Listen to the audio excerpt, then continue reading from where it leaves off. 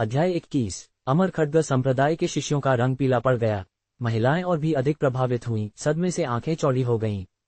तुम वरिष्ठ अमर खड्ग संप्रदाय का शिष्य अर्जुन बहुत चौंक गया और तुरंत चिपचिपे दिखने वाले लोगों को घूरने लगा। अमर खड्ग संप्रदाय तो क्या? काले बख्तरबंद नेता ने ताना मारा। हम दानव धर्म संप्रदाय तुम्हारे संप्रदाय से नहीं डरते हैं। आज्ञाकारी रूप से हमारा पालन करो, क्योंकि काले गुंबद ने पहले ही तुम्हारी अधिकांश आत्मिक शक्ति को अवशोषित कर लिया है। तुम्हारी ताकत नौसिखिए क्षेत्र के 5वें चरण में ही सबसे अधिक है। यदि तुम विरोध करते हो तो तुम्हें तुरंत काट दिया जाएगा। अमर खड्ग संप्रदाय के वरिष्ठ शिष्य अर्जुन के चेहरे का रंग बदल गया, क्योंकि किसी ने नहीं सोचा था कि बेहद खतरनाक चंद्रार्ध घाटी में ऐसा दुष्ट संप्रदाय होगा। यह जघन्य था। दानव धर्म, क्या ये है? क्या वे जो पहले चंद्रार्ध फल की तलाश में आए थे, आप सभी द्वारा मार डाले गए या पकड़े गए थे? एक महिला शिष्य ने अचानक पूछा। हाँ, हमारा प्रमुख अंतिम शैतान दुष्ट कला का अभ्यास करता है, जिसके लिए उन लोगों के बलिदान की आवश्यकता होती है जिनके पास आत्मिक खेती है। इसलिए हमने स्वर्गीय क्रिस्टल की अफवाहें भी जारी की, जिसने खजाने की तलाश के लिए यहाँ कई लोगों को आकर्षित किया। चंद्रार्ध फल आकर्षक है, लेकिन केवल उन लोगों के लिए जिनकी खेती का स्तर कम है। स्वर्गीय क्रिस्टल उच्च रैंक के आत्मिक कृषकों को आकर्षित करेगा। इस वजह से हमारे संप्रदाय के प्रमुख अंतिम शैतान दुष्ट कला से जल्दी प्रगति कर रहे हैं। जल्द ही वह एक ऐसा व्यक्ति होगा जो महाद्वीप पर हावी होगा। हाँ। काले बख्तरबंद नेता हंसा। उसने आज पकड़ी गई सुंदरियों के साथ पीने के बारे में पहले से ही सोचना शुरू कर दिया था। तो स्वर्गीय क्रिस्टल एक घोटाला है? ये सिर्फ चारा था। घोटाला? नहीं, यह एक धोखा नहीं था। हमारे पास दानव धर्म संप्रदाय में स्वर्गीय क्रिस्टल है, लेकिन ये हमारे प्रमुख के हाथों में है। हमें अमर खड्ग संप्रदाय से डरने की क्या जरूरत है? उल्लेख नहीं करने के लिए भले ही हमने तुम्हें मार डाला, अमर खड्ग संप्रदाय सोचेगा कि आत्मिक जानवरों ने तुम्हें मार डाला है। कोई भी दानव धर्म संप्रदाय के बारे में नहीं सोचेगा। तुम लोगों को कोई उम्मीद नहीं है। हमारे साथ जाओ और तुम्हें जीवित रहने की अनुमति दी जाएगी। अगर तुम नहीं आते हो तो तुम्हें यहीं काट दिया जाएगा। काले बख्तरबंद नेता का समूह दुष्टता से मुस्कुरा रहा था जैसा कि वह बोल रहा था। हालांकि अमर खड्ग संप्रदाय समझ गया, भले ही यह निराशाजनक था, उन्हें आत्मसमर्पण नहीं करना चाहिए। भले ही वे सहमत हों, दानव धर्म को अपनी उपस्थिति को एक रहस्य रखने के लिए उन्हें चुप कराना होगा। तुम कमीने, धिक्कार है कमीनों। चलो उनसे लड़ते हैं। भले ही हम मर जाएं, हम लड़ेंगे। तो चलो उनसे लड़ते हैं। युवा, महिला और पुरुष शिष्यों ने आत्मसमर्पण नहीं किया और सभी चिल्लाने लगे। दानव धर्म समूह ने भौहें चढ़ा लीं। अगर दूसरा समूह सहयोग करने से इनकार कर देता है तो थोड़ी परेशानी होगी। आखिरकार वे केवल आत्मिक नौसिखिए क्षेत्र के चरण 5 में थे। लगता है कि जब तुम्हारे सामने एक महान प्रस्ताव होता है तो तुम नहीं जानते हो। काले बख्तरबंद नेता ने अपना बाग ब्लेड उठाया और एक चेतावनी के रूप में हवा में काट दिया। अमर खड्ग संप्रदाय के वरिष्ठ अर्जुन ने ये देखकर इसे बर्दाश्त नहीं कर सका। लड़ो। जैसे ही उसने इन शब्दों को कहा, वह काले बख्तरबंद नेता की ओर दौड़ पड़ा और उसके साथ तलवारें भिड़ाईं। मारो। वरिष्ठ अर्जुन को परास्त किया जा रहा था। उसकी आध्यात्मिक शक्ति अभिभूत थी और दुश्मन की आध्यात्मिक शक्ति उसकी सुरक्षा के माध्यम से टूट गई। वरिष्ठ अर्जुन अपनी तलवार में आध्यात्मिक बल का समर्थन नहीं कर सका। वरिष्ठ अर्जुन को जबरदस्ती वापस भेज दिया गया क्योंकि उसकी एक बांह काट दी गई थी। वरिष्ठ अर्जुन को काले गुंबद से कमजोर कर दिया गया था। उसकी ताकत अपने प्रतिद्वंद्वी से कैसे तुलना कर सकती थी? वरिष्ठ अर्जुन, अन्य शिष्य आगे बढ़ने के लिए तैयार हो गए और अपनी तलवारों को काले बख्तरबंद नेता पर लक्षित किया। जो कोई भी मुझे चुनौती देने की हिम्मत करता है, उसे दंडित किया जाएगा। काले बख्तरबंद नेता ने क्रूरता से दहाड़ लगाए। सभी अपनी बुद्धि से चौंक गए। गर्म खून वाले युवाओं को देखने के बाद खड्ग संप्रदाय के दिलों में विद्रोह तुरंत शांत हो गया। उनकी आंखों में अभी भी एक भयंकर आग थी, लेकिन वे दानव धर्म समूह के खिलाफ प्रतिशोध लेने के लिए तैयार नहीं थे। यहाँ कई शक्तिशाली शिष्य थे, लेकिन काले गुंबद के प्रभाव में अमर खड्ग संप्रदाय के शिष्य नुकसान में थे। वे अब केवल खेती के औसत चरण से थोड़ा अधिक थे। वे इन पेशेवरों का विरोध कैसे कर सकते थे? अमर खड्ग संप्रदाय के शिष्यों को निराशा महसूस होने लगी। बहुत से लोग नहीं जानते थे कि पालन करना है या विरोध करना है। क्रैक। तभी बाहरी काले गुंबद के पास से एक आवाज आई, बहुत जोर से। सभी ने आवाज के स्रोत को देखने के लिए मुड़कर देखा। उन्होंने एक सादे कृषक को देखा जो जंगल से बाहर एक तलवार की मूठ लिए हुए था। अयान ने ध्यान से काले बख्तरबंद नेता का अवलोकन किया और चुपचाप काले गुंबद की ओर चला गया। युवा व्यक्ति ने एक बहुत ही शांत प्रदर्शन दिया। कोई आश्चर्य नहीं, कोई दुख नहीं और कोई खुशी नहीं। उसके पास केवल एक लक्ष्य था। वह दानव धर्म समूह को घेर रहा था। मैं एक आध्यात्मिक कृषक हूँ। ओह, और शिकार, कम ताकत भी। हाँ, एक और है। बहुत अच्छा है ना? काले बख्तरबंद नेता जोर से हंसा, फिर चिल्लाया, कमीनों, जाओ उसे अमर खड्ग संप्रदाय के शिष्यों के पास लाओ। इसके अलावा अमर खड्ग संप्रदाय के शिष्यों की देखभाल करो। अगर वह या वे विरोध करते हैं, बस उन्हें मार दो। हाँ, फिर दानव धर्म समूह के 7 सदस्यों ने हमला किया।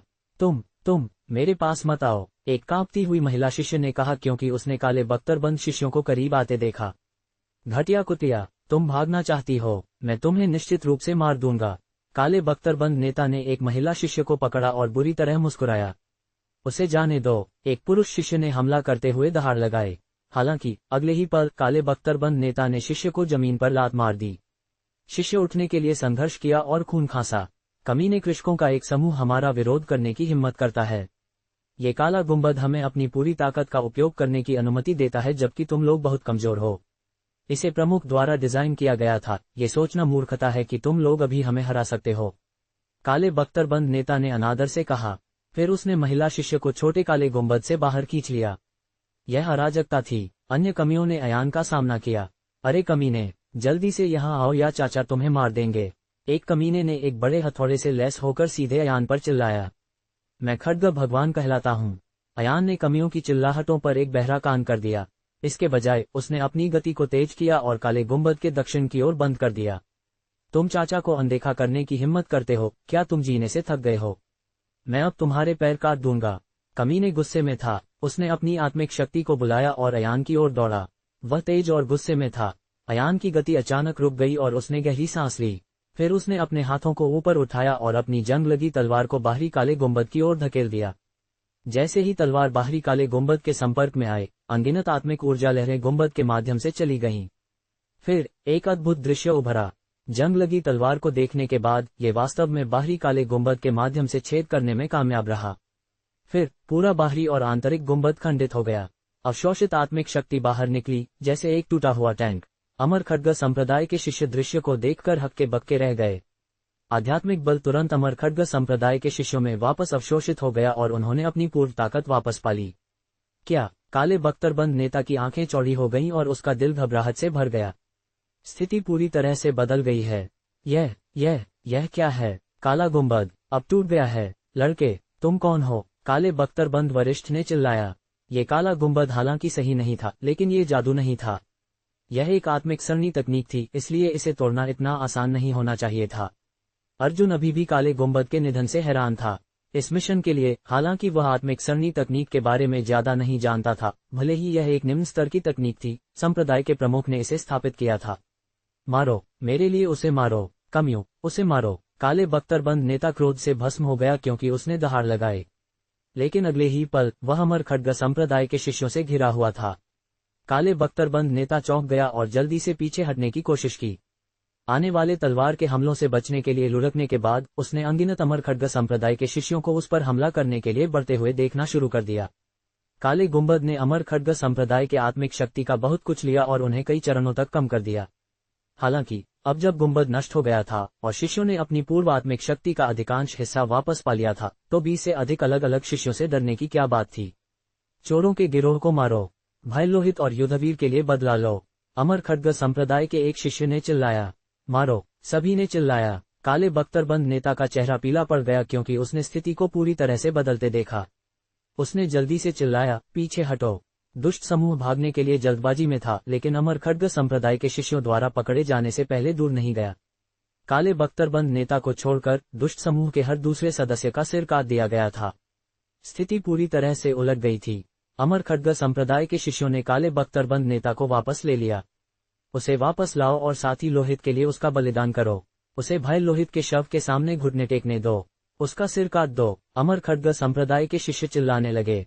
काले बख्तरबंद नेता अब पूरी तरह से इस हद तक भयभीत था कि अब उसे पेशाब की गंध आ रही थी।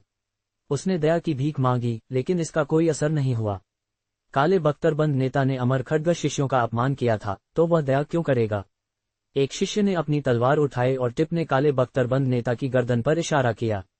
वह काले बख्तरबंद नेता का सिर काटने के लिए तैयार था। चलो इस आदमी को मारने की जल्दी नहीं करते हैं, उसे अभी मारना बेकार होगा। अयान ने स्थिति का विश्लेषण करते हुए बोलने का फैसला किया। लोग अयान पर ध्यान केंद्रित करने लगे। अमर खड्ग संप्रदाय के शिष्यों ने ये सुनने के बाद उन्होंने अयान की ओर देखा और फिलहाल अपनी कार्रवाई को रोकने का फैसला किया। मैं आपको धन्यवाद देता हूँ वरिष्ठ। अगर वरिष्ठ काले गुंबद से छुटकारा पाने में कामयाब नहीं हुए तो मुझे डर है कि यहाँ हर कोई पहले ही दानव धर्म संप्रदाय के लिए मर गया होगा। कई अमर खड्ग शिष्यों ने अयान को धन्यवाद देने के लिए आए। इसका उल्लेख न करें, यह एक छोटी सी बात है, हर किसी ने ऐसा ही किया होगा। मैंने तुम्हारी दुर्दशा सुनी और मैं बस गुजर रहा था, मैं तुम लोगों की मदद कैसे नहीं कर सकता था, अयान ने कहा। एक संत। इन शब्दों ने कई शिष्यों के दिलों को गर्म कर दिया। कई शिष्यों का अब अयान के प्रति बहुत अच्छा प्रभाव था। क्या एक साहसी दिल। मुझे तुम्हें अपना आदर्श बनाना होगा। मुझे ऐसा मत कहो, क्योंकि मैंने अभी तक आत्मिक मध्यवर्ती क्षेत्र में प्रवेश नहीं किया है। बस मुझे खड्ग भगवान कहो। अयान ने झूठ बोला, अभी भी आत्मिक मध्यवर्ती क्षेत्र में प्रवेश नहीं किया है। हर कोई चौंक गया। केवल आत्मिक नौसिखिया क्षेत्र की खेती के साथ उसने अभी भी चंद्रार्ध घाटी में अकेले यात्रा करने की हिम्मत की। क्या ये सिर्फ मौत को बुलाना नहीं है?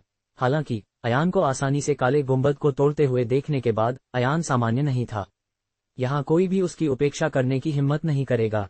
क्यों? हमें उसे क्यों नहीं मारना चाहिए? वे हत्यारे हैं। अमर के बड़े शिष्य के बोलने से पहले एक महिला शिष्यों ने उसे बाधित किया क्योंकि उसने अयान की ओर देखा। हाँ, उसे टुकड़ों में काट दिया जाना चाहिए। 1000 टुकड़ों में। ये कमीना। हम ये भी नहीं जानते कि उसने कितने लोगों की हत्या की। शिष्यों ने चिल्लाया। वे काले बख्तरबंद नेता के लिए नाराजगी से भरे हुए थे।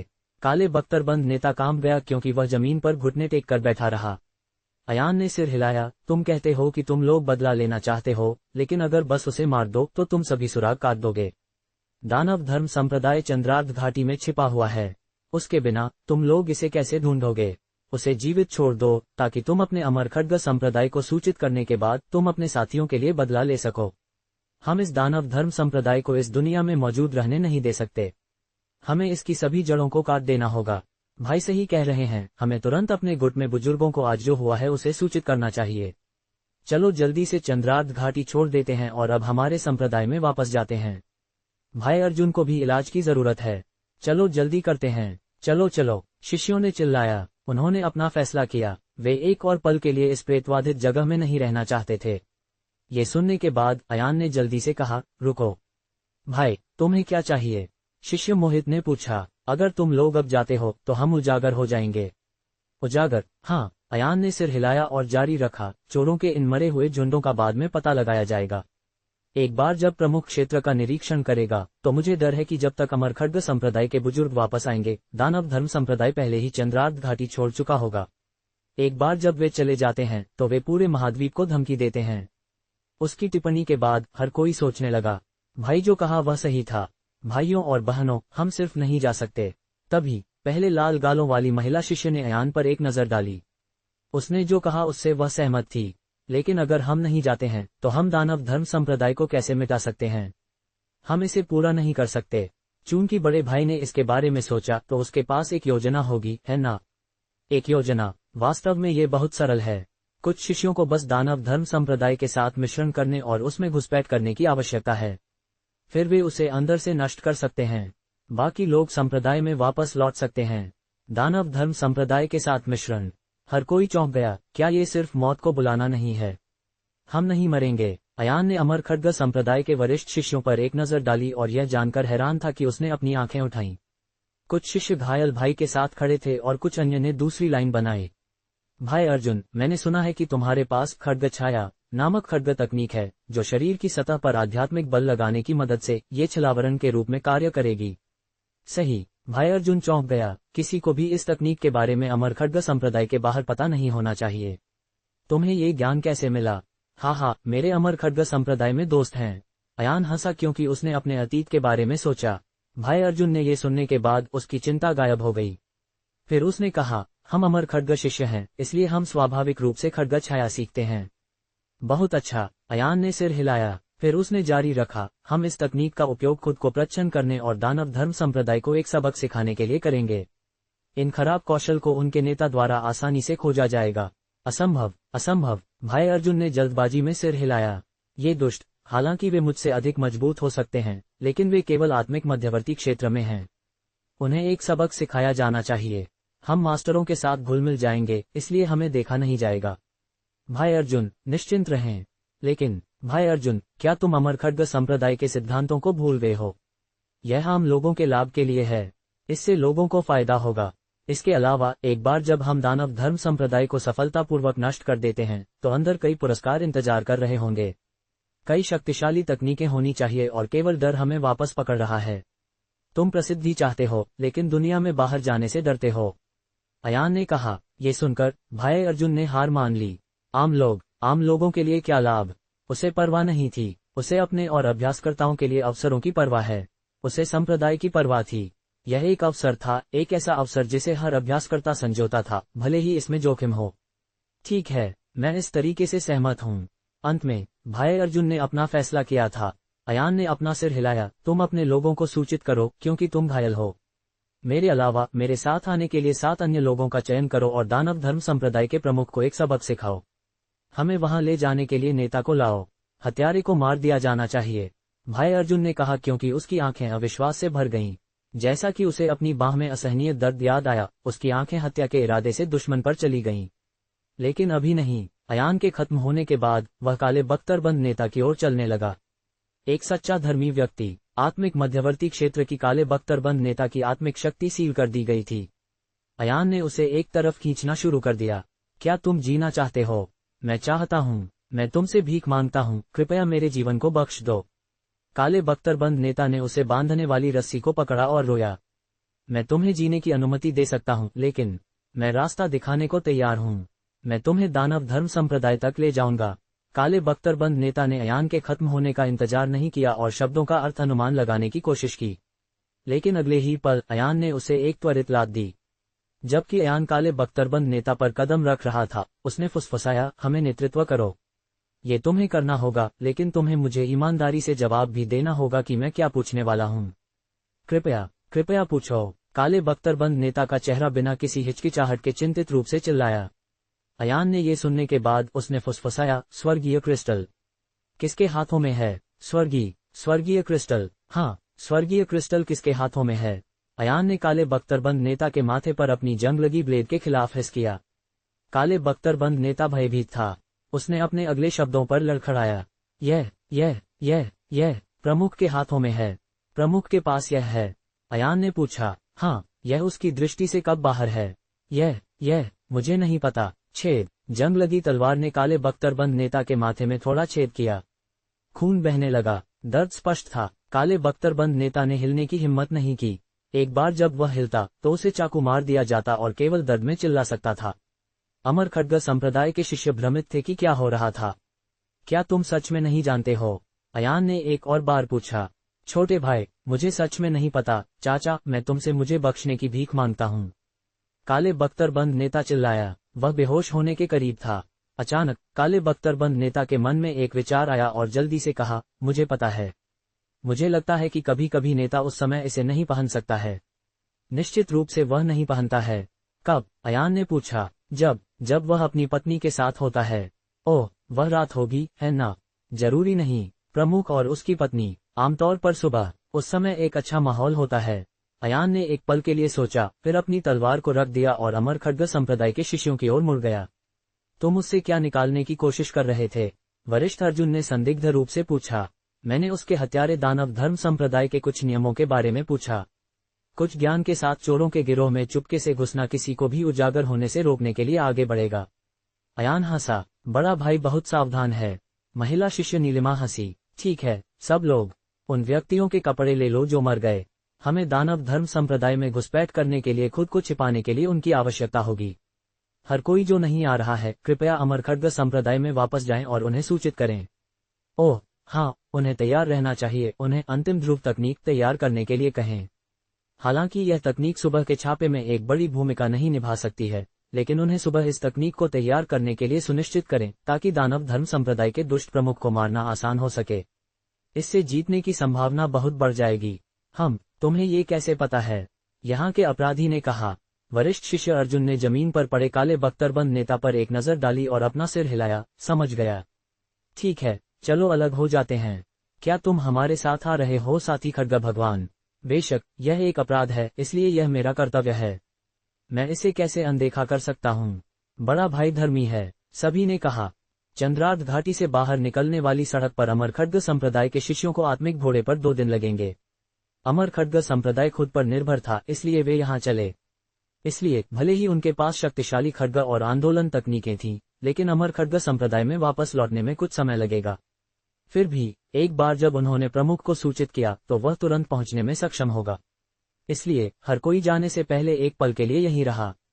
आश्चर्यजनक रूप से वरिष्ठ अर्जुन ने रहने का फैसला किया। उनके अनुसार दानव धर्म संप्रदाय के सभी ने कई अपरिवर्तनीय दुष्ट कर्म किए थे। उन्हें अभी भी संदेह था कि अयान हार मान लेगा और बस वापस आ जाएगा कि उसने सभी को खत्म कर दिया। इसलिए ये देखना अधिक संतोषजनक होगा कि क्या होता है।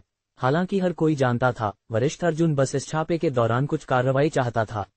यह मार्शल योगदान और कुलीन शिष्यों को बढ़ावा देने के लिए एक महान अवसर था। उसकी बांह कट जाने के बाद अगर उसने कुछ योगदान दिया तो शायद उसे पदोन्नति की अनुमति दी जाएगी। दूसरे के जाने के बाद केवल जयंत, प्रकाश, रणवीर, वरुण, रसिक, वरिष्ठ अर्जुन और नीलिमा ही बचे थे। ये सभी आंतरिक संप्रदाय के शिष्य थे जो मजबूत और साहसी थे।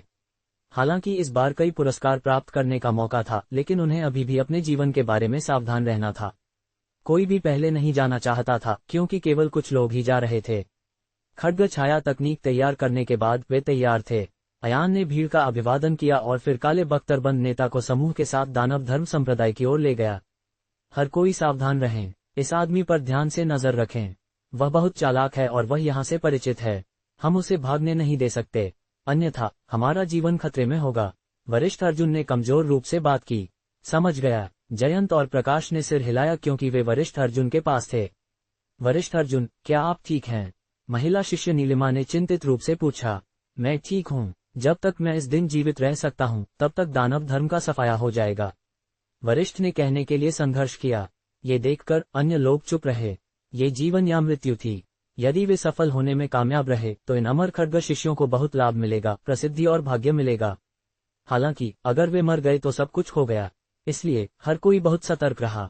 जल्द ही काले बख्तरबंद नेता ने भीड़ को एक धुंधले धुंध वाले क्षेत्र से नेतृत्व किया। जैसे ही वे चंद्रार्ध घाटी के अद्वितीय दलदलों से चले, वे अंत में चंद्रार्ध घाटी की गहराई तक आए। दानव धर्म संप्रदाय। प्रिय चाचा, ये दानव धर्म संप्रदाय है, काले बख्तरबंद नेता ने भयानक रूप से कहा। सबने आगे देखा। शहर बहुत प्रभावशाली था। घाटी में गहरा केंद्र में एक बड़ी थोपी हुई इमारत थी और यह अन्य इमारतों की एक विस्तृत विविधता से घिरा हुआ था। यह एक शानदार दृश्य था। हालांकि यह अभी भी एक संप्रदाय था। पूरे संप्रदाय के चारों ओर एक गठन था और यह स्पष्ट था कि यह मंत्रमुग्ध था। अगर कुछ होता तो अंदर के शिष्यों को तुरंत सतर्क कर दिया जाता। अमर खड्ग संप्रदाय के शिष्य सभी हैरान थे। ऐसा लगता है कि दानव धर्म संप्रदाय उतना सरल नहीं है जितना लगता है, लेकिन हमारे अमर खड्ग संप्रदाय की तुलना में यह अभी भी बहुत बुरा है। प्रकाश ने अनादर से कहा। काले बख्तरबंद नेता ने कहा कि अगर हम एक दिन के भीतर वापस नहीं आते हैं तो हम संदेह पैदा करेंगे, इसलिए हमें जल्दी करना चाहिए। वरिष्ठ अर्जुन ने बात की। सभी ने सिर हिलाया और प्रवेश करने की तैयारी की। एक पल रुको। फिर अचानक अयान ने चिल्लाया। सब ने अपनी भौहें उठाईं और पूछा, क्या? अयान ने अचानक अपनी जंग लगी तलवार बाहर निकाली और काले बख्तरबंद नेता के दिल के माध्यम से जल्दी से छेद दिया। काले बख्तरबंद नेता पूरी तरह से चौंक गया था और जैसे ही तलवार उसके दिल के माध्यम से छेद गई, वह तुरंत मर गया। वह जमीन पर कांपते हुए गिर गया। सब लोग चौंक गए क्योंकि उनका दिल चौंक गया था, लेकिन वे जल्द ही ठीक हो गए। सभी ने अयान की कार्रवाई को समझा। अगर वे काले बख्तरबंद नेता को अपने साथ आने देते तो वे आसानी से उजागर हो सकते थे, लेकिन उन्हें अभी भी काले बख्तरबंद नेता के लिए बुरा नहीं लगा। पहले से ही 7 अमर खड्ग संप्रदाय के शिष्य और अयान थे। चोरों के समूह में केवल 8 लोग थे, इसलिए अगर वे अधिक लोगों को लाते तो दानव धर्म संप्रदाय संदिग्ध हो जाता। ऐसा लगा कि अयान का काले बख्तरबंद नेता को जीवित रहने देने का कभी इरादा नहीं था।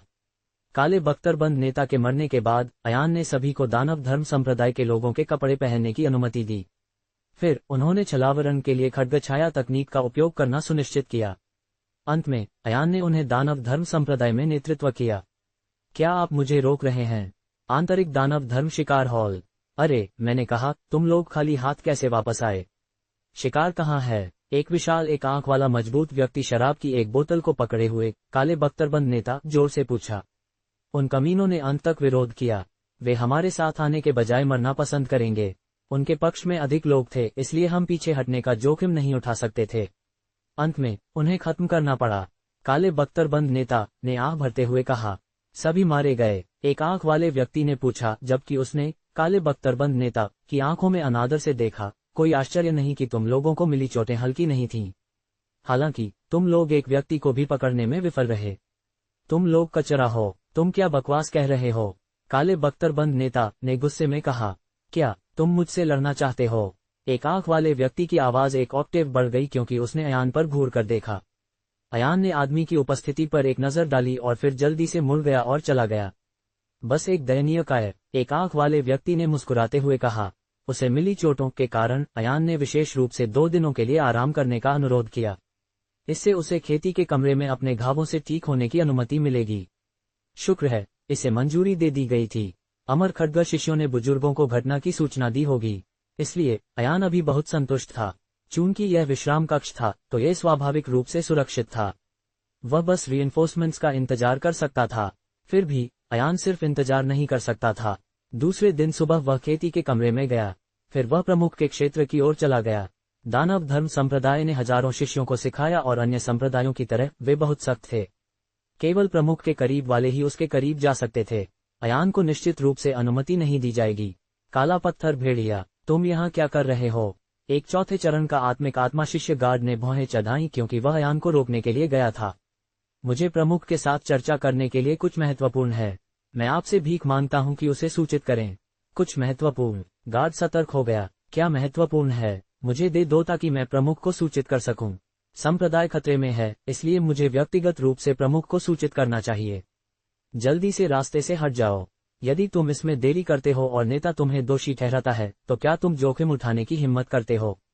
अयान ने गंभीरता से पूछा। तुम? गार्ड का चेहरा क्रोध के निशान के साथ चमक गया क्योंकि उसका जूनियर उससे इस तरह कैसे बात कर सकता था। उसका दिल उग्र था और बेहद दुखी था। उसने चिल्लाया, प्रमुख के पास तुम्हारे लिए समय नहीं है, बाहर निकल जाओ। ठीक है, अयान ने जवाब दिया। अयान मदद नहीं कर सका लेकिन ताना मारा। जब स्थिति गंभीर हो जाती है और संप्रदाय को धमकी दी जाती है, मुझे ये बताने के लिए दोषी मत ठहराओ कि तुमने मुझे महत्वपूर्ण जानकारी नहीं देने दी। फिर अयान मुड़ गया और चला गया। ये सुनने के बाद एक पीले चेहरे वाले गार्ड ने हिचकिचाया और फिर चिल्लाया, रुको। अयान रुक गया। क्या? गार्ड घबराया हुआ लग रहा था और कहा, प्रमुख व्यस्त है, इसलिए अगर तुम अंदर जाते हो, मुझे डर है कि प्रमुख उग्र हो जाएगा। अयान ने केवल अपना सिर हिलाया और कहा, तुम्हें इन चीजों के बारे में चिंता करने की जरूरत नहीं है क्योंकि प्रमुख गुस्सा नहीं होगा। हालांकि अगर प्रमुख परेशान हो जाता है तो मैं सारा दोष लूंगा। ये सुनने के बाद गार्ड ने एक पल के लिए विचार किया, फिर सिर हिलाया, बस जाओ। अयान आत्मविश्वास से आगे बढ़ा। प्रमुख की खेती की जगह ने एक शक्तिशाली आभा दी। सबसे पहले क्षेत्र में प्रवेश करने के लिए पन्ना के साथ सजाया गया एक पक्का चांदी का रास्ता था। 3 बड़े गठन पैटर्न थे जिन्हें आत्मिक सरोवर में प्रवेश करने के लिए पार करना पड़ा। ये प्रमुख के खेती के कमरे तक पहुंचने का एकमात्र तरीका था, जो मूल रूप से एक महल था। दानव धर्म संप्रदाय वास्तव में समृद्ध था। पिछले वर्षों में अनगिनत हत्याएं करने के बाद वे भारी मात्रा में खजाना लूटने में कामयाब रहे। चूंकि दानव धर्म शिष्यों ने अपने सभी पीड़ितों के खजाने ले लिए, संप्रदाय सभी प्रकार की धन से भर गया था। फिर भी चंद्रार्ध फल और स्वर्गीय क्रिस्टल का प्रलोभन अभी भी अनगिनत शिष्यों को घाटी में दौड़ने के लिए आकर्षित करता था। अयान वास्तव में खेती के मैदान के पास नहीं गया, लेकिन उसने आसपास के क्षेत्र का निरीक्षण करने का फैसला किया। अगर वह खेती के मैदान के बहुत करीब गया तो उसे डर था कि प्रमुख द्वारा उसका पता लगाया जाएगा। छिपे रहने की अपनी संभावना को बढ़ाने के लिए अयान ने अपने शरीर को अधिक छलावरण पाउडर से ढक लिया। एक अगरबत्ती के बाद अयान जल्दी से प्रमुख के खेती क्षेत्र को छोड़ दिया। जब वह गार्ड के पास पहुंचा तो अयान रुकना नहीं भूला। प्रमुख के आदेश पर तुम इस बैठक का किसी से उल्लेख नहीं करोगे या तुम्हें खत्म कर दिया जाएगा। समझ गए? अयान पर गंभीर अभिव्यक्ति को देखकर गार्ड ने अपना सिर हिलाया। मैं समझता हूँ। बहुत अच्छा। अयान ने गार्ड के कंधे पर थपथपाया और जाने के लिए मुड़ गया। प्रमुख के क्षेत्र को छोड़ने के बाद उसका मिशन अभी भी समाप्त नहीं हुआ। यह उसकी योजना को आगे बढ़ने देने के लिए आवश्यक था। जब तक उसे योजना के अनुसार परिणाम मिले, वह गीला नहीं होगा। जैसा कि वह प्रच्छन्न रहा, अयान पूरे संप्रदाय में भटक गया, यहाँ तक कि कई जगहें प्रतिबंधित थीं। उसने आधे दिन का दूसरा भाग बिताया और लगभग पूरे संप्रदाय की खोज पूरी कर ली। शाम को वह काले बख्तरबंद नेता के निवास पर लौट आया और अंदर इंतजार किया। ये जर्जर कमरा एक अजीब बदबूदार गंध से भरा था, लेकिन अयान को वास्तव में कोई फर्क नहीं पड़ा। जैसे ही वह बिस्तर पर कूदा, उसने अपनी प्रगति को तेज करने के लिए अपने शरीर के अंदर आत्मिक शक्ति की खेती शुरू कर दी। फिर तलवार का उपयोग करके उसने एक खड्ग तकनीक का अभ्यास करना शुरू कर दिया। मूल खड्ग तकनीक शरीर के अंदर से गहरी आत्मिक शक्ति को बाहर निकालने पर बनाई गई थी। फिर इसे आत्मिक खड्ग क्यूई बनाने के लिए जारी किया जाएगा। हालांकि यह अपनी आदिम अवस्था में बहुत कमजोर था। हालांकि यह सीमा रहित खड्ग कला थी, लेकिन इसका अभ्यास करना अभी भी आसान नहीं था। चारों में से किसी भी तलवार को तोड़ने के लिए भारी मात्रा में आत्मिक शक्ति की आवश्यकता होगी। पहले खड्ग के लिए एक बार जब चरण टूट गया तो व्यक्ति 100 तलवारों को उड़ने के लिए नियंत्रित करने में सक्षम होगा। खड्ग कला को तोड़ने के लिए किसी को आत्मिक खड्ग क्यूई में गहन अंतर्दृष्टि प्राप्त करने की आवश्यकता होगी। आत्मिक शक्ति अगर ठीक से उपयोग की जाती है तो बहुत शक्तिशाली थी। इसे ठीक से नियंत्रित करने के लिए शरीर के अंदर के आध्यात्मिक लिंक को सम्मानित किया जाना चाहिए और आत्मिक शक्ति के लिए किसी के आंतरिक कोर क्षेत्र से जुड़ने की अनुमति दी जानी चाहिए। आत्मिक शक्ति को आत्मिक खड्ग क्यूई में परिवर्तित करना सबसे महत्वपूर्ण होगा। अयान ने अपने हाथों को ऊपर उठाया, अपने शरीर की आत्मिक शक्ति को निर्देशित किया ताकि वह उसकी हथेली पर अभिसरण हो जाए। उसकी आत्मिक शक्ति बाहर निकलने लगी, उसकी हथेली में इकट्ठा हो गई और एक उज्ज्वल नीली गेंद में बदल गई। इसे देखना मंत्रमुग्ध कर रहा था। अयान ने अपनी आत्मिक शक्ति से बनाई गई आत्मिक क्षेत्र को घूर कर देखा। फिर उसने इसे हेरफेर करने की कोशिश की, धीरे धीरे गेंद को घुमाते हुए, और एक पल के बाद वह इसे अलग अलग हिस्सों में अलग करने में कामयाब रहा। फिर किस्से एक पतली परत में बदलने लगे जो अयान की हथेली को हल्के से ढक लेती थी। हालांकि कवरेज समान नहीं था, क्योंकि कुछ जगहों पर यह अधिक था और कुछ में यह कम था। इसका कारण यह था कि अयान का खेती का क्षेत्र इस प्रकार के हेरफेर के लिए वास्तव में पर्याप्त नहीं था। हालांकि अयान के पास यादें, सीखने की क्षमता और क्षमता थी, वह अभी भी केवल नौसिखिया क्षेत्र के 6 चरण की खेती में था। उसे अभी भी कड़ी मेहनत करने की आवश्यकता थी। अयान उस रात नहीं सोया और अगली सुबह तक अभ्यास किया। भोर में उसने अभ्यास करना बंद कर दिया ताकि वह कुछ भोजन ला सके। उसने ठीक होने के लिए बहुत कुछ खाया और अपनी खिड़की के बाहर देखा। फिर वह जल्दी से चला गया। लगभग आधे घंटे बाद दरवाजे पर एक दस्तक थी। काला पत्थर भेड़िया, काला पत्थर भेड़िया, क्या तुम वहां हो? दानव धर्म संप्रदाय के रूप में प्रच्छन्न शिष्य रणवीर दरवाजे के बाहर था। समय की गणना करने के बाद अयान को डर था कि अमर खड्ग संप्रदाय में लौटे शिष्य इस मामले की सूचना मिलने के तुरंत बाद यहां पहुंच जाएंगे। सभी प्रच्छन्न शिष्य भाई अर्जुन के कमरे में रहे। उन्होंने बस विशेषज्ञों के आने का इंतजार किया ताकि वे दानव धर्म संप्रदाय को नष्ट करने के लिए सहयोग कर सकें। रणवीर और उसके साथियों ने अयान को सूचित करना चाहा, लेकिन लंबे समय तक दरवाजे पर दस्तक देने के बाद कोई प्रतिक्रिया नहीं हुई। रणवीर बेचैन हो गया। क्या खड्ग भगवान को कुछ हुआ? शोरगुल शोरगुल शोरगुल, इतना शोर क्यों? काला पत्थर भेड़िया सुबह जल्दी ही निकल गया, तो तुम दरवाजे पर क्यों दस्तक दे रहे हो? क्या तुम मुझे सिर्फ सोने नहीं दे सकते? तभी दूसरे मंडली के बगल के कमरे में हंगामा हुआ। चला गया। ये सुनने के बाद रणवीर तुरंत जम गया। उस पल एक तलवार की एक हल्की आवाज आसमान में लहरा रही थी। बाद में ध्वनि यात्रा की और सीधे दानव धर्म संप्रदाय के आसमान में चली गई। मैंने कभी नहीं सोचा था कि चंद्रार्ध घाटी की गहराई में ऐसे हानिकारक संप्रदाय का कब्जा था। अच्छा, आज मैं तूफान ब्लेड तुम्हें दंडित करेगा। हवा के माध्यम से लहराती हुई आवाज 4 अलग अलग स्रोतों से आई थी। 4 अमर खड्ग संप्रदाय के बुजुर्ग। रणवीर ने खाली घूर कर देखा। स्वर्गीय स्फटिक। रणवीर अपने साथी शिष्यों के कमरे में दौड़ा और चिल्लाया, 4 तूफान गुरु। भाइयों, वे 4 तूफान गुरु हैं। जैसे ही 4 तूफान गुरु नीचे उतरे, आसमान खगों की तेज आवाज से भर गया। शांत पड़ा दानव धर्म संप्रदाय हलचल से भर गया। संप्रदाय के सभी लोगों ने अपने हथियार उठाए और बेहद शर्मनाक तरीके से अपने अभ्यास क्षेत्रों से बाहर आ गए। आसमान की ओर देखने पर उड़ती हुई खगों पर लगभग 100 लोग थे। ये सभी लोग शानदार कवच में सजे हुए थे और खड्ग शक्ति उनके पूरे शरीर को घेरे हुए थी। वे एक परी की तरह गर्व से घाटी को देख रहे थे। प्रकाश उन पर चमक रहा था और नीचे के शिष्यों को वे विस्मयकारी लग रहे थे।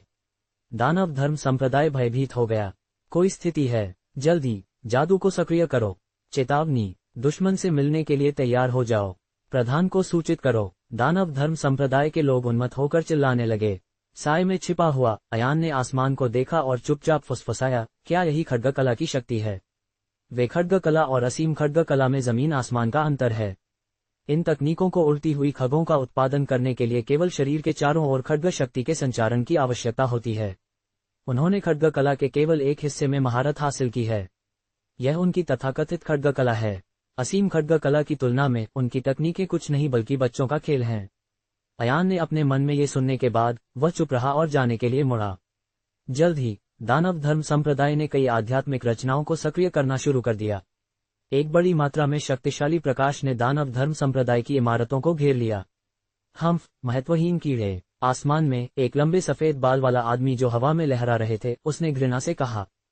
फिर उसका हाथ खड्ग शक्ति से घिरने लगा और उसने इमारतों के चारों ओर बने आध्यात्मिक गठन की ओर वार किया। धड़ाम, बूम, केवल एक खाली हाथ के हमले के साथ उसने गठन में एक विशाल अर्धचंद्राकार खड्ग शक्ति भेजी। चरम खड्ग शक्ति एक कुल्हाड़ी की तरह सीधे गठन की ओर गई। तुरंत गठन बिखर गया और अर्धचंद्राकार खड्ग शक्ति आगे बढ़ती रही।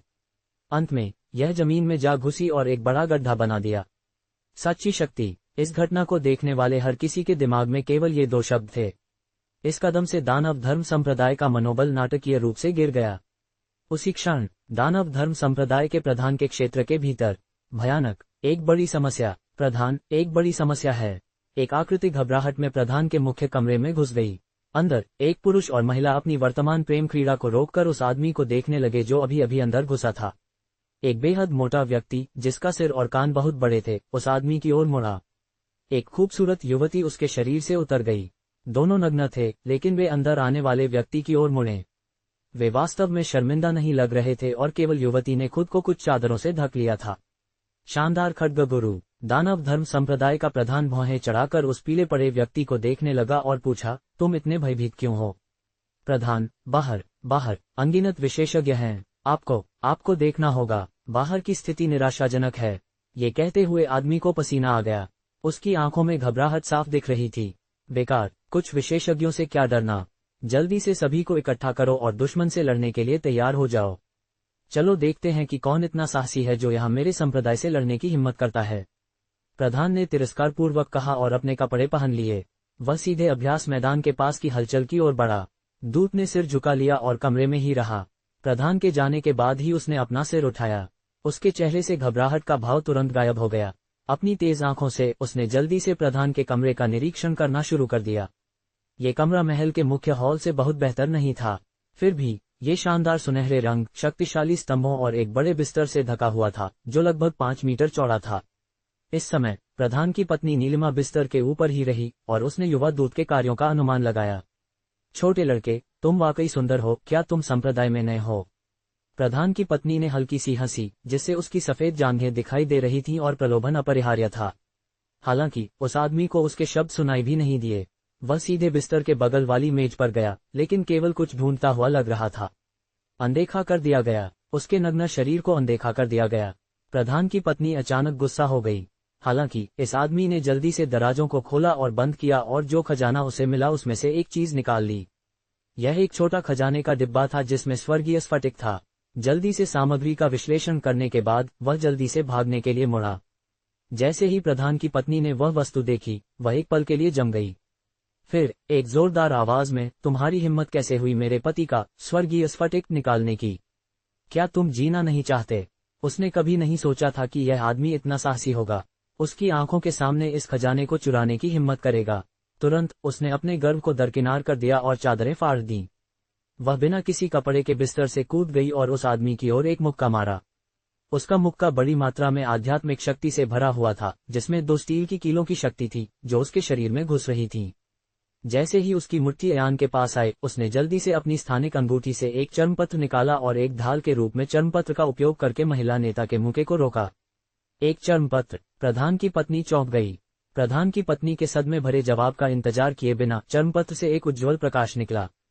फिर बूढ़े हाथों की एक धुंधली छवि चर्मपत्र से बाहर निकली और प्रधान की पत्नी के मुक्के से टकराए। बूम! चौथी मुट्ठी का वार। एक गूंजती हुई आवाज निकली। खड्ग जैसी आध्यात्मिक वार की भीड़ तुरंत प्रधान की पत्नी के पूरे शरीर में फैल गई। उसका पूरा शरीर जल्द ही घावों से भर गया। पुची! प्रधान की पत्नी बस जमीन पर गिर गई और खून खांसने लगी। उसके पूरे शरीर पर बड़ी मात्रा में खड्ग के घाव दिखाई देने लगे। उसके लिए उठना भी मुश्किल था क्योंकि उसने शिष्य के कमजोर अभ्यास क्षेत्र को देखा था। उसने उसे कम आंका था जिसके परिणामस्वरूप उसे बड़े घाव और हार का सामना करना पड़ा। मैंने नहीं सोचा था कि बड़े बूढ़े केवल इतने ही होंगे। अयान शांत रहा और प्रधान की पत्नी पर नजर डाले बिना वह जाने के लिए मुड़ा। अपनी पूरी आध्यात्मिक ऊर्जा का उपयोग करते हुए वह खिड़की के किनारे से बाहर निकला और कूद गया। वह जल्दी से चला गया और अब बाहर अभ्यास करने का समय था। अमर खड्ग संप्रदाय, मैंने कभी तुम लोगों की परवाह नहीं की। तुम लोग यहाँ मुझे परेशान करने क्यों आए हो? पीले चेहरे वाला दानव धर्म संप्रदाय का प्रधान आसमान में देखते हुए चिल्लाया। तुम नीच व्यक्ति! चंद्रार्ध घाटी पर भरोसा करके तुमने सभी प्रकार के नीच कार्य किए हैं और दुनिया के लिए एक विपत्ति बन गए हो। अमर खड्ग संप्रदाय ने ये निर्धारित किया है कि इस संप्रदाय को दुनिया के चेहरे से मिटा दिया जाना चाहिए। आज मुझे तुम्हारे द्वारा किए गए नीच कार्यों का पता चला है, मैं इस संप्रदाय को कैसे रहने दे सकता हूँ। 4 तूफान गुरुओं में से एक गुरु ने ठंडे लहजे में कहा। छी! प्रधान ने थूका और जल्दी से जोर से हंसा। दानव धर्म संप्रदाय को मिटाने के लिए तुम्हारे पास क्या न्याय है? तुम एक पाखंडी हो। यह मत सोचो कि मुझे नहीं पता कि तुम केवल मेरे स्वर्गीय स्फटिक को चुराना चाहते हो। तूफान गुरुओं के चेहरे थोड़े सिकुड़ गए, लेकिन जल्द ही सामान्य हो गए। फिर एक गुरु ने फैसला किया कि यह पर्याप्त बातचीत है और जोर से चिल्लाया, सभी को मार डालो, किसी को भागने मत दो। हाँ महाराज, अमर खड्ग संप्रदाय के कुलीन गुट ने जवाब दिया और कार्रवाई करना शुरू कर दिया। हा, आओ आओ, ये प्रधान तुमसे नहीं डरता। मेरे लिए परम शैतानी कला का उपयोग करने का सही समय है। मेरे लिए बलि बनो, मेरे लिए मरो। प्रधान हंसा, लेकिन ये हंसी केवल एक पल तक ही रही, इससे पहले कि उसका चेहरा अचानक सख्त हो गया। उसे लगा कि कुछ गड़बड़ है और वह मुड़ा और जल्दी से अपने महल में वापस चला गया। अपने कमरे में पहुंचने के बाद उसे अपनी पत्नी को फर्श पर खून खांसते हुए और दराज के अंदर खजाने का डिब्बा जिसमें स्वर्गीय स्फटिक था, गायब देखकर आश्चर्य हुआ। लड़ाई और भागना, स्वर्गीय स्फटिक गायब हो गया था। गुस्से में प्रधान ने अपनी पत्नी के बाल पकड़े और दहाड़ा, क्या हुआ? मेरा स्वर्गीय स्फटिक कहाँ है? मूर्ख, वह दूत एक नकली था। वह केवल तुम्हारा फायदा उठाने की तैयारी कर रहा था और स्वर्गीय स्फटिक चुरा लिया। कमजोर प्रधान की पत्नी ने जवाब दिया। ये कैसे संभव है? वह केवल एक आध्यात्मिक नौसिखिया शिष्य था। क्या तुम मुझे धोखा देने की कोशिश कर रही हो? प्रधान को विश्वास नहीं हुआ कि उसकी पत्नी क्या कह रही थी। उसकी पत्नी का क्षेत्र यान से कई स्तरों पर अधिक था। वह यान के सच्चे अभ्यास स्तर को कैसे गलत समझ सकती थी? हालांकि उसकी पत्नी सर्वशक्तिमान नहीं थी, लेकिन वह एक आध्यात्मिक नौसिखिया शिष्य को आसानी से हराने में सक्षम होनी चाहिए। क्या अधिक है, एक आदमी सिर्फ उसे धोखा देने के लिए उसके कमरे में आया। उसकी हिम्मत कैसे हुई? उसकी पत्नी चुप रही। कचरा! गुस्साए प्रधान ने बस अपनी पत्नी को जमीन पर पटक दिया। जैसे ही वह वापस खड़ा हुआ, उसने कमरे का विश्लेषण किया। उसकी आंखें टूटी हुई खिड़की पर टिकीं। तुम दूर नहीं जा पाओगे। जैसे ही प्रधान ने ये कहा, वह यान की दिशा में मुड़ा। हालांकि तभी अनगिनत आध्यात्मिक खगों ने उसे घेर लिया और खगों की चीखने की आवाज कमरे में भर गई। चलो देखते हैं तुम कहाँ भाग सकते हो। एक खड्ग वाला एक आदमी अकेले ही कमरे में घुस गया। चीखती हुई खड्ग की आवाज जल्द ही पूरे कमरे में भर गई। धिक्कार है! प्रधान की आंखें लाल हो गईं क्योंकि उसने गुरु को घूर कर देखा। स्वर्गीय स्फटिक के बिना एक तूफान गुरु से निपटना बहुत मुश्किल होगा। घृणित! तुमने मेरे स्वर्गीय स्फटिक को चुराने की भी हिम्मत की। तुम सरासर बेशर्म हो। प्रधान ने ठंडे लहजे में चिल्लाया। चुराया? तूफान गुरु की भौहें सिकुड़ गईं। ठीक है, अगर मेरे पास स्वर्गीय स्फटिक नहीं है तो कोई बात नहीं, मैं तुम्हें परम शैतानी कला की शक्ति का अनुभव कराऊंगा। जब वह बोल चुका तो प्रधान तूफान गुरु की ओर बढ़ा। इस समय अमरखड्ग संप्रदाय के शिष्यों से जोरदार आवाजें निकलीं।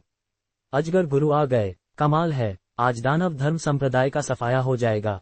आवाजें जारी रहीं। वे सभी उत्साहित थे।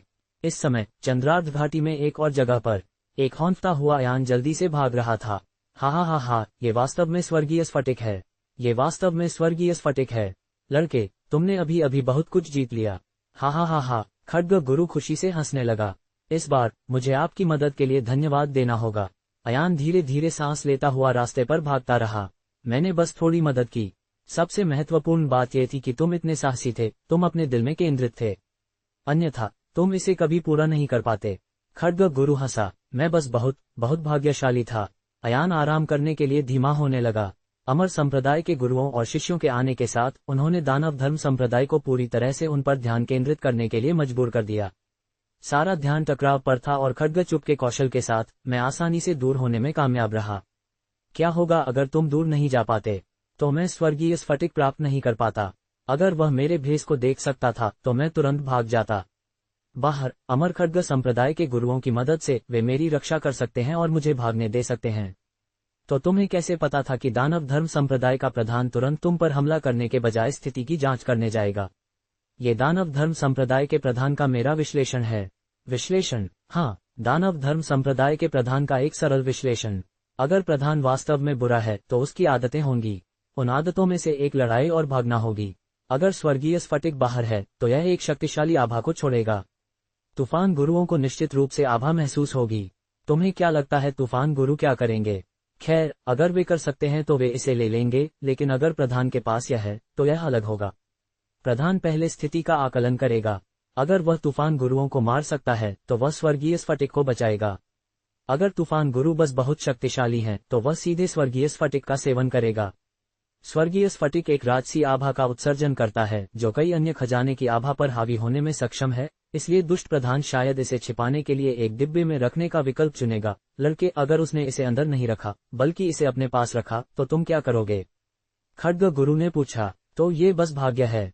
तूफान गुरुओं और दानव धर्म संप्रदाय के प्रधान के बीच खड्ग लड़ाई के साथ मैं स्वर्गीय स्फटिक के लिए प्रतिस्पर्धा करने में सक्षम नहीं हो पाता। भले ही एक चूक हुई और मैं सफल हो गया, मुझे डर है कि मुझे अमर खड्ग संप्रदाय और दानव धर्म संप्रदाय के शिष्यों द्वारा तुरंत पीछा किया जाएगा। तो तुम्हें अमर खड्ग संप्रदाय के कुलीनों की जरूरत क्यों थी? अगर वे नहीं आते तो मुझे ये खजाना प्राप्त करने का अवसर कैसे मिलता? उल्लेख नहीं है, वे शायद दानव धर्म संप्रदाय का सफाया कर देंगे। जब वे सफल हो जाएंगे तो दानव धर्म संप्रदाय का कोई भी व्यक्ति मुझे मारने के लिए बाहर नहीं होगा। मैंने कभी नहीं सोचा था कि विश्व प्रसिद्ध अमर खड्ग संप्रदाय के गुरुओं का उपयोग तुम्हारे जैसे एक बच्चे द्वारा किया जाएगा। मैं उनका उपयोग नहीं कर रहा हूँ, ये केवल हितों का एक चौराहा है। वे दानव धर्म संप्रदाय को नष्ट करना चाहते हैं और मैं स्वर्गीय स्फटिक प्राप्त करना चाहता हूँ। हम दोनों जीतते हैं। अगर तुम्हारी योजना काम नहीं करती तो तुम क्या करते? एक गलती से तुम्हारी जान जा सकती थी, तुम जानते हो। योजना में बहुत भाग्य शामिल था, लेकिन भले ही केवल 1% मौका हो, मैं फिर भी इसे आजमाऊंगा। खड्ग गुरु आश्चर्यचकित था। तुम बहुत साहसी हो। क्या स्वर्गीय स्फटिक तुम्हारी जान के लायक है? अगर मैं इसे पूरा नहीं करता तो जिंदा या मृत कोई फर्क नहीं पड़ता, लेकिन मेरे पास ज्यादा समय नहीं बचा है। अयान की आंखें सिकुड़ गईं और वह दूर देखने लगा। खड्ग गुरु चुपचाप समझ गया कि अयान का क्या मतलब था। खड्ग गुरु की आवाज आध्यात्मिक ऊर्जा की थकावट से अभी भी कमजोर थी। हालांकि खड्ग गुरु केवल थोड़ी देर के लिए बाहर रहा, उसने इसके प्रभावों को बहुत महसूस किया। लड़के, मैं अब बाहर नहीं रह सकता, सीखने के लिए समय निकालो और अपना ख्याल रखो। खड्ग गुरु ने कहा जैसे ही वह गायब हो गया। वरिष्ठ, अपना ख्याल रखें। अयान के खत्म होने के बाद वह भागता रहा। हालांकि इस समय चर्मपत्र से एक आवाज निकली, ओह, एक शक्तिशाली व्यक्ति आ रहा है। सावधान, सावधान, शक्तिशाली। अयान थोड़ा चकित था। वह केवल तेज कुरकुरी आवाजें सुन सकता था जो करीब आ रही थीं। तुम नीच व्यक्ति, तुम्हारी हिम्मत कैसे हुई अमर खड्ग संप्रदाय के अभियान में घुसने की? क्षमा मांगो और घुटने टेको, वरना मैं तुम्हें राख में बदल दूंगा। चीख आए और एक लबादे वाला समृद्ध कपड़े पहने अमर खड्ग संप्रदाय का शिष्य अयान के ऊपर आसमान में दिखाई दिया। इतनी तेजी, अयान अपनी हड्डियों तक डर गया था। यह आदमी तथाकथित अमर खड्ग गुरुओं में से एक था। उसकी शक्ति इस आदमी की शक्ति को कैसे पार कर सकती थी? क्या अमर खड्ग संप्रदाय ने किसी को भेजा? क्या तुमने स्वर्गीय स्फटिक कहा? बेशर्म, क्या वे मुझे इस तरह चुकाते हैं? अयान गुस्से में था। भागना, ये पूरी तरह से बेकार था, यहाँ तक कि उसके आध्यात्मिक नौसिखिया क्षेत्र की गति के साथ वह अपने सामने वाले विशेषज्ञ से कैसे तुलना कर सकता था? क्या अमर खड्ग संप्रदाय वास्तव में स्वर्गीय स्फटिक चाहता है? उसका प्रतिद्वंद्वी बस आसमान में रहा और अपने दांत पीस रहा था। वह बस खड़ा रहा और खजाने के डिब्बे को पकड़े हाथों को घूर रहा था। अचानक अमर खड्ग गुरु के दिमाग में एक विचार आया। चूंकि तुम इतनी तेजी से भागने में कामयाब रहे, मुझे देखने दो कि तुम्हारी शक्ति कितनी अच्छी है। अयान बस भौहें चढ़ा गया और अचानक डिब्बा खोल दिया। लड़के, तुम क्या करने जा रहे हो? अमर खड्ग संप्रदाय ने सदमे में पूछा। चूंकि मैं भाग नहीं सकता तो क्यों न लड़ूं? अयान की आवाज पछतावे और मारने की इच्छा से भरी हुई थी, लेकिन उसने अपना अंतिम फैसला कर लिया। आशा है आप आनंद लेंगे। एक आध्यात्मिक नौसिखिए का जवाबी हमला। ऊपर विशाल आसमान में एक पतली सफेद खड्ग पर खड़े सफेद बाल वाले प्रतिद्वंद्वी पर रोशनी चमक रही थी। वह आदमी असल में एक महिला थी, और वह बेहद खूबसूरत थी। उसका कद पतला था और स्याही जैसे बाल एक झरने की तरह बह रहे थे। उसकी बनावट उत्कृष्ट थी, लगभग पूर्णता के करीब। उसकी भेदक फीनिक्स जैसी आंखें, कोमल होंठ, बेदाग सफेद गाल थे और वह एक स्फटिक की तरह दिख रही थी। उससे एक परी जैसी पवित्रता निकल रही थी, जैसे कि वह कोई सच्ची राजकुमारी हो। यदि कोई व्यक्ति इस दृश्य को नहीं देख सकता था तो कोई भी बस यही कहेगा कि यह महिला कभी अस्तित्व में ही नहीं थी। जैसे कि एक ताजा पीला फूल हर कुछ मिनट में सूरज और चांद से मंद होता जा रहा हो। आश्चर्यजनक, जो कोई भी इस देवी को देखता वह वासना में डूब जाता और उसका दिल और आत्मा छीन ली जाती। इस बीच अयान ने गहरी सांस ली। कचा, स्वर्गीय स्फटिक वाले खजाने का डिब्बा खुल गया। स्वर्गीय स्फटिक का अद्भुत वातावरण एक आग की तरह खिलते हुए कमल की तरह बाहर फैल गया। हवा अयान के कपड़ों को उड़ा रही थी क्योंकि उसने अपने शरीर पर खड्ग गुप्तता के प्रभाव को रद्द कर दिया था। उसने अपने चुपके पाउडर का उपयोग करना बंद कर दिया। फिर उसके चारों ओर की आध्यात्मिक ऊर्जा उसे घेरने लगी, उसे एक कोकून की तरह ढक लिया। अयान को ढकने वाली चारों ओर की आभा को देखकर उस गरिमामयी परी जैसी महिला ने तुरंत आसमान से डांटा, तुरंत रुक जाओ, वरना मैं तुम्हें मार डालूंगी। हालांकि अयान ने उसकी चीखों पर ध्यान नहीं दिया। उत्कृष्ट डिब्बा अपनी चमक खोने लगा क्योंकि एक काला पत्थर अचानक चमकीले रंगीन रोशनी में फूट पड़ा। इन पत्थरों से निकलने वाली जबरदस्त आभा इतनी अधिक थी कि अयान बेदम हो गया। वह कुछ कदम पीछे हटने के लिए मजबूर हो गया। जैसे जैसे डिब्बा उसके हाथों में हिल रहा था, उसे लगा कि डिब्बा बस आसमान में उड़ सकता है। उसने अपनी नसों को शांत किया, दांत भींचकर चारों ओर की आभा को सहन किया जो उसे घेर रही थी। खड्ग गुरु, मैं इसका उपयोग कैसे करूं? अयान ने अपने दांतों के बीच से पूछा। इसे अपनी छाती पर लगाओ। अयान ने स्वर्गीय स्फटिक को पकड़ने में संकोच नहीं किया। एक बार जब स्वर्गीय स्फटिक उसके हाथों में था तो ऐसा लगा कि वह एक प्राणी बन गया है। ये हिंसक रूप से थप्पड़ मार रहा था, इधर उधर फड़फड़ा रहा था, जैसे कि वह अयान की पकड़ से भागना चाहता हो। उसने इसे अपनी पूरी ताकत से जकड़ लिया ताकि यह भाग न सके। फिर स्लिप, स्वर्गीय स्फटिक गायब हो गया।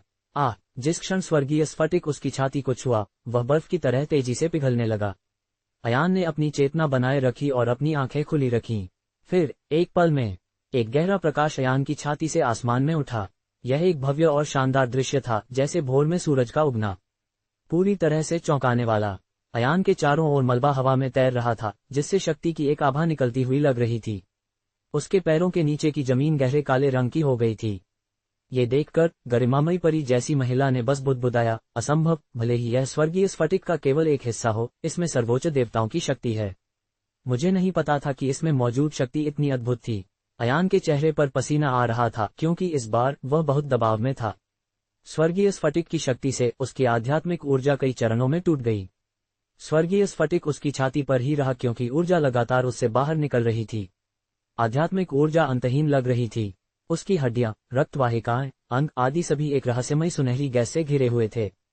उसकी दोनों आंखें सुनहरी हो गईं क्योंकि उसकी छाती पर स्वर्गीय स्फटिक ने आध्यात्मिक ऊर्जा जारी की। ऐसा लग रहा था कि उसका शरीर असीमित शक्ति जमा करना शुरू कर दिया है। वह तुरंत पुनर्जन्म ले चुका था। उसने अपना कोकून बहा दिया और एक तितली में बदल गया। शक्ति, अयान अपने अंदर से बहने वाली आध्यात्मिक ऊर्जा को स्पष्ट रूप से महसूस कर सकता था। बिल्कुल एक ऐसे आदमी की तरह जिसने अच्छा खाया और अच्छी नींद ली। फुर्ती, ताकत, आभा, आत्मा की भावना और आध्यात्मिक ऊर्जा की निपुणता एक अभूतपूर्व ऊंचाई तक बढ़ गई थी।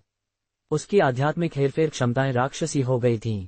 एक हवा का झोंका आया और अमर देवी को थोड़ा पीछे धकेल दिया। स्वर्गीय स्फटिक वास्तव में एक कीमती वस्तु है, लेकिन तुम्हें, एक कमजोर व्यक्ति को वास्तव में इसका उपयोग करना पड़ा। हालांकि तुम एक अमर को कैसे हरा सकते हो? तुम्हारा कमजोर अभ्यास मेरी महान शक्ति का विरोध नहीं कर सकता। बस हार मान लो और इसे सौंप दो। अमर ने इंतजार करने की हिम्मत नहीं की। उसके समाप्त होने के बाद उसके चारों ओर की सफेद बर्फ एक खड्ग में बदलने लगी और अचानक अयान की ओर उड़ गई। जैसे ही खड्ग पहुंची, अयान ने चकमा देने के लिए गोता लगाया क्योंकि उसके शरीर पर बाल खड़े हो गए थे। अयान ने सफेद रोशनी को घूर कर देखा और चुप रहा। अभी भी चकित, उसने अपनी जंग लगी खड्ग को उठाया और अपने शरीर को आध्यात्मिक ऊर्जा से ढककर उसने अपने खड्ग को आने वाले हमले की ओर बढ़ाया।